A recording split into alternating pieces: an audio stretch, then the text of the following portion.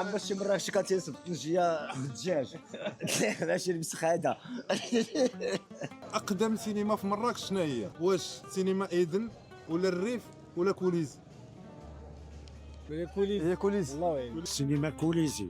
غادي نقول لك اذن. لا ادني هي قناريه بنات في 1914. كانوا فيها الحصاير هادشي ما عقلناش، ولكن يعاودوا الناس كان باقي تقول الريف ولا كوليزي، يقول بالاس، يقول ريجون موريتانيا مرحبا الفتح. حتى وحده ما بقات فيهم. لا لا هما تقريبا كاع ست السينمات.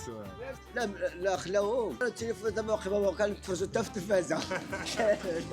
الصومعه ديال الكتبيه اييه ما فيهاش الدروج بحال الصومعات الاخرين. اييه والعلم لله. هكاك دايره هذيك، هكاك التاسيس ديالها داير. الفكره ديال الموحدين كنت نجو مسهل شوف حيتاش كبيره حيتاش طويله بزاف ما يمكنش يديروا ليها الطروج. ساعه المؤذن الا بغى يطلع بالغل ولا شي حاجه اي تيطلع بها حتى هذه فكره عندك انت زدتها. القرن 11 كانت واحد العمله تتصك تتقاد في مراكش. كانوا يتعاملوا فيها حتى في اوروبا حيت هي ذهبيه ومضبوطه ما كانش فيها الشك. شنو هي؟ هذا واحد السؤال تاريخي.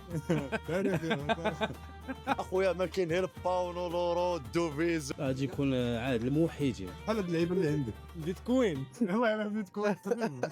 بيتكوين تاع ما عرفتش الخبر، ولكن انا كنت نعرف واحد السكه ديال سيدي اسحاق. هذا ما عرفنا. المهم الدينار الذهبي ديال المرابطين. رمضان مبارك علينا جميع امه محمد. وتحيه لاخواننا ان شاء الله في فلسطين. اوروبي كبير.